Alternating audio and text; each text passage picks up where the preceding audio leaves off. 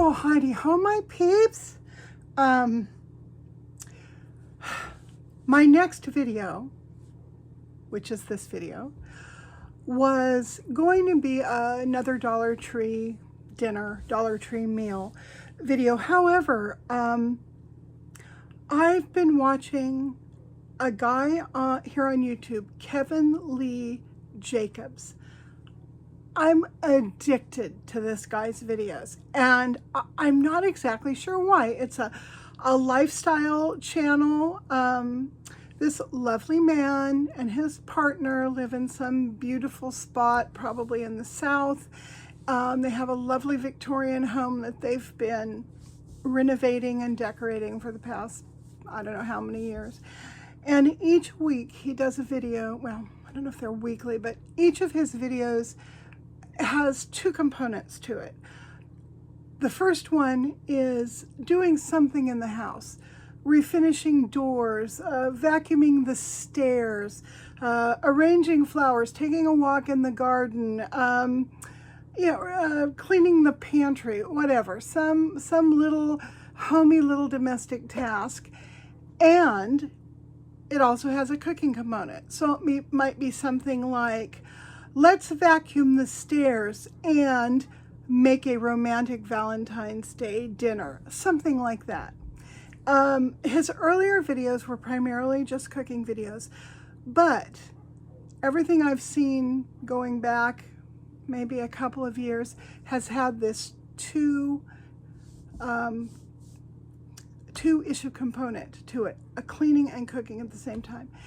It is his cinematic work. I think somebody is doing the videos for him. I don't think he has it all set up on tripods. And the video quality is very good. He'll often use a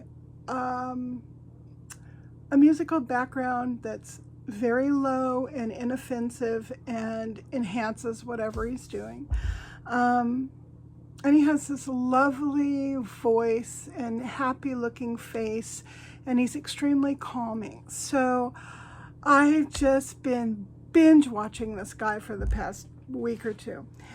And it occurred to me, well, gosh, that's a good system. I think maybe I'll take a cue from him. So I'm going to do that too, only mine are going to be fixing some sort of a domestic disaster, like my kitchen that you see behind me, whipping that into shape, and doing a cooking or cleaning component, and a cooking component. So there'll be the cleaning component and the cooking component.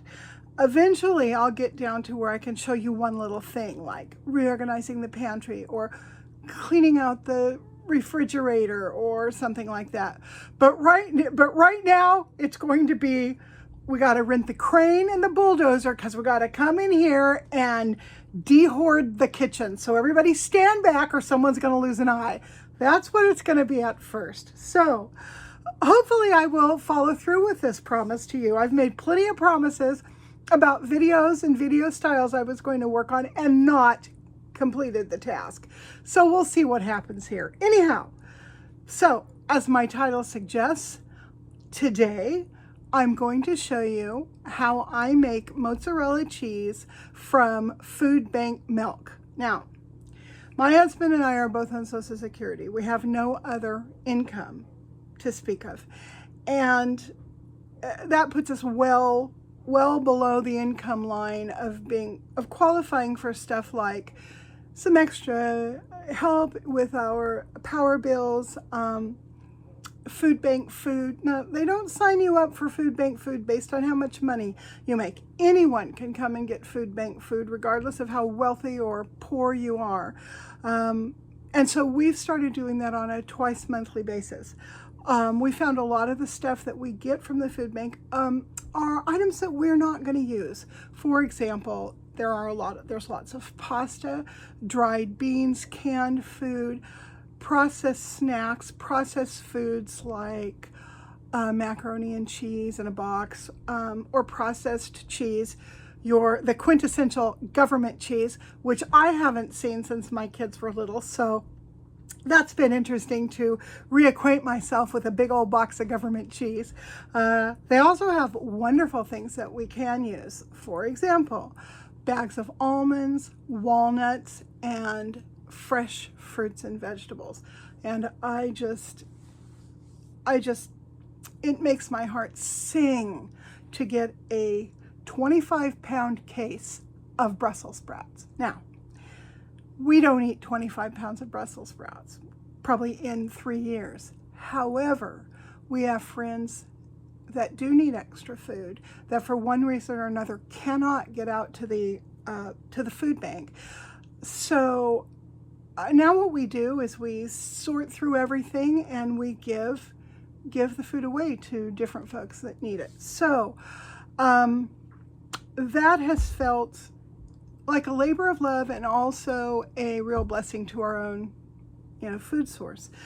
Another thing I found out from someone who works at the food pantries is that they throw away a lot of food, which surprised me, or at least they did. I don't know what the new rules are about what they have to do with it if they can't get rid of it on food bank day. But they had been just tossing it because not enough people either knew about the food banks or were able to come out and pick it up. So I thought that was kind of interesting. And so I'm feeling pretty good about the whole food bank situation. Well, this week we had an embarrassment of riches with the food bank food. Like I said, we had the 25 pounds of Brussels sprouts and big bags of citrus and apples and celery. A few other fresh things.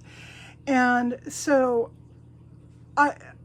I'm giving some of that away, and I'm going to try to preserve some of it, and we'll eat some of it over the next couple of days. So that works great for fruits and vegetables, but something like 2% milk, fresh 2% milk. I don't drink it. Grant doesn't drink it. We don't eat dry cereal. I don't do a lot of cooking that requires milk. Don't know anyone with young kids who we can pass it off to easily. It just doesn't get used. So it ends up going to like the neighbor's chickens and cows or the farm cats, or somebody will end up with it, which is fine. But I would like to actually turn it into something edible. So I got on YouTube and I watched a bunch of videos about making mozzarella cheese. And yesterday I started experimenting with that. And by today, 28 hours, 36 hours later, whatever, I have it down. I have it down to a science. They're turning out, my balls of mozzarella cheese are turning out consistent time after time. So I want to share that process with you guys. And here we go. Okay, so here is some milk. We ended up with 4 gallons of that from the food bank. I use my big old, and it is old, Fire King measuring container to measure out 2 liters of this milk. The 2 liters of milk go into a pan, and I warm it up kind of slowly until it gets to the point where you can put your finger in the milk and it is very warm to the touch, almost hot, but it's bearable for your finger. When it gets to that, and I have no idea what temperature that is, when it gets to that temperature, then it's time to add, you can see back there I've got some distilled white vinegar, and I've just poured it into this little cup. I didn't even measure it. It's time to start adding this slowly. The recipe I saw said to use about 5 or 6 tablespoons. This is around 10 or 11 tablespoons in here. But I found that 5 or 6 tablespoons did not completely separate the curds and whey from 2 liters of milk. So I erred on the side of caution, just filled this up, And when it comes time, when the milk has reached the proper temperature, then I will dribble in the white vinegar and use my wonderful spider strainer to very slowly just move. You just move the milk around. You don't want to whip it or stir it real fast. You want to go slowly. If you don't, what happens is that your curds become real small and it ends up more like, cottage cheese or ricotta or something. But I want the curds quite large and in sheets so that they will stick together when it goes through the cooling process. So, take a peek over here. Okay, it's warm, but it's not hot. What I'm going to do now is I'm going to go ahead and do the process of putting the vinegar in there. I'm probably going to do it off camera because I don't have a tripod with me today. Okay, it's been sitting 2 or 3 minutes. Now what I'm going to do is transfer these curds to the sieve, the mesh strainer, and start to drain the liquid from the curds. The draining is important because you want to get as much water, liquid whey actually, out of the curds as you can so that they will maintain a tight and elastic, your typical mozzarella kind of feel to them. So that was easy. I mean, mostly they've clumped up already, so you don't have to go fishing around trying to find all the curds. They're all right there. Now what you do, see if I can make this a little bit better. Okay, so I take this, my spatula, and I start to press my curds into the sieve. And I can hear the water running out of it at the bottom. Then you take and you turn the mass of curd over, and you continue pressing. And sometimes I will tip my strainer so that water that pools in the top will more quickly find its way into the little pink bowl underneath. Give it another turn. Okay. Now I've still got water coming out, but that's pretty good. That's pretty good right there. Now what I do is I salt it. There are a lot of different ways you can salt your cheese. The way I do it is I sprinkle some salt. This happens to be pink Himalayan salt, a big, massive sprinkle there, on the top surface of the curd. Then I fold it over. I continue to press, removing as much water as I can from that side. And then I take and sprinkle a little bit more salt on the upturned side. I fold that over and I press, continuing to remove as much away as I can. And then I do one more slight sprinkle of salt, and that's as much salt as I put in it. It's a lot of salt, but I think it works for mozzarella. I think that real salty flavor is appropriate. So I just simply fold and press a few more times. And now it's time for me to squeeze the water out, which also helps the curds to form together. And the way that's done is you take your mass of curds and you just start to squeeze it like this. And you can hear and see the water coming, or the whey rather, coming out of it and making its way back into the sieve. And, you know, you just keep doing this until you're feeling that it's pretty dry, but you don't get a steady stream of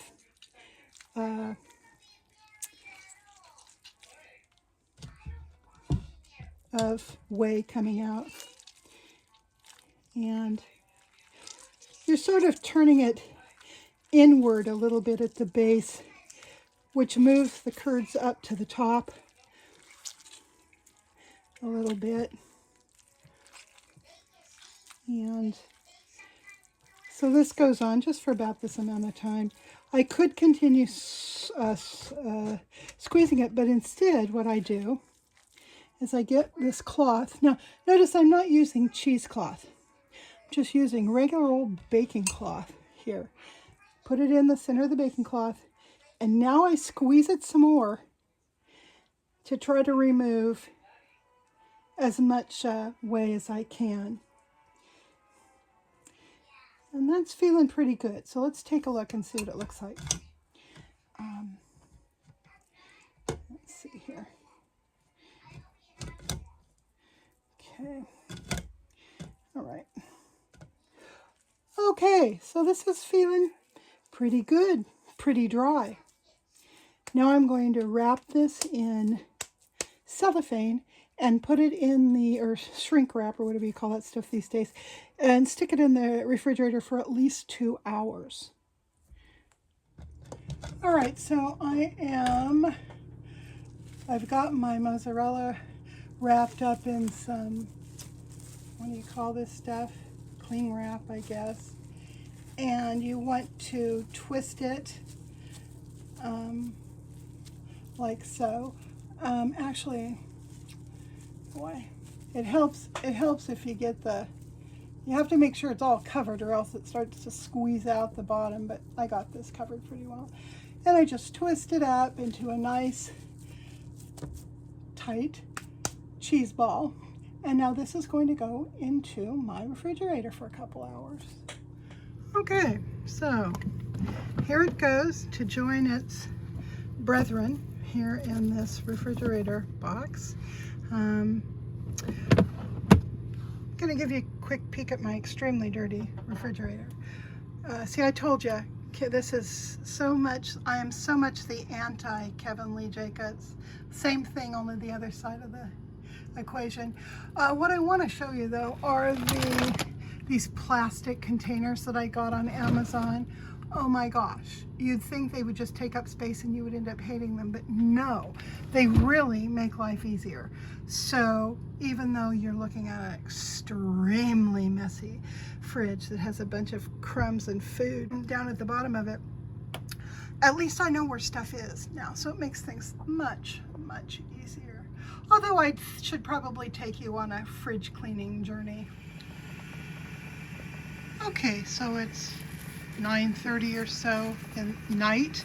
After I finished making all this cheese, I went into town and did some banking, saw my sister, spent some time with friends of ours, and dropped off some cheese. I gave my sister some and our friends some to see what they think.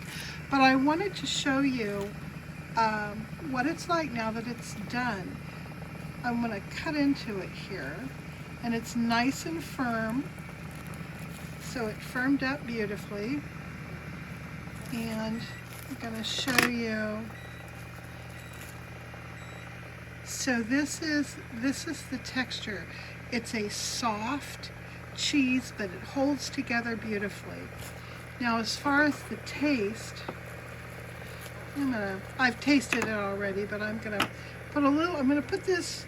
give this a taste, and oh, hey, look, I've got a dirty fingernail. Oh my God, that usually makes me a lot of money. Come on, all you haters, write about my dirty fingernails and share out this video. Okay, so I'm going to taste it and describe the taste to you.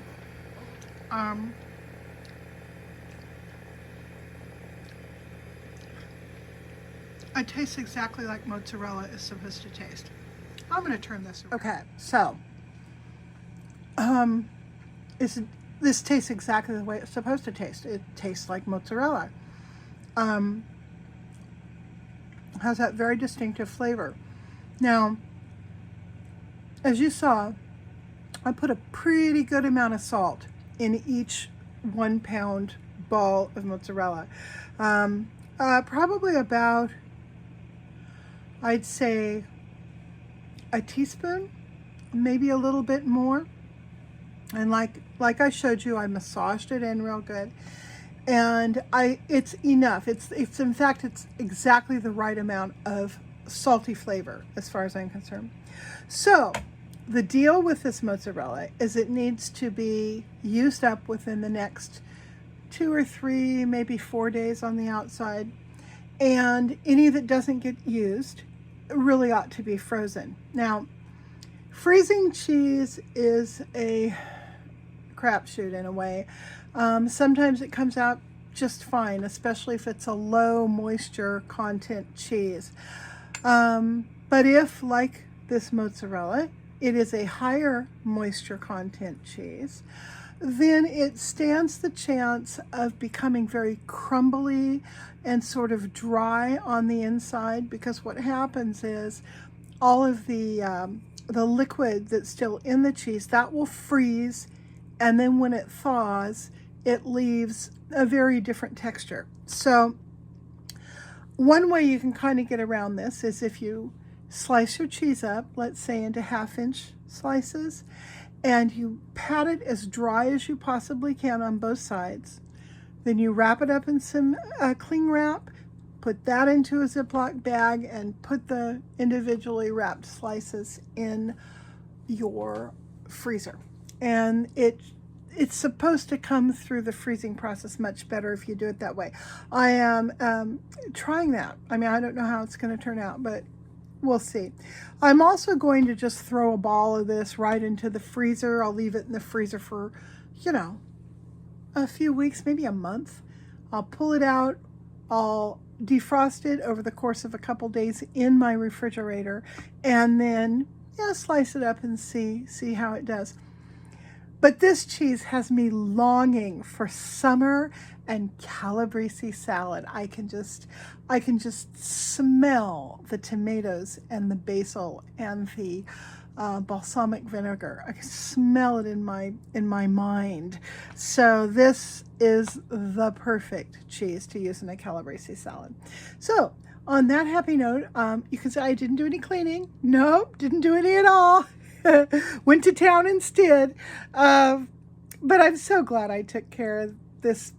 Yeah, I used up all 4 gallons of the milk, and I'm very happy with the result. See you guys later. Bye.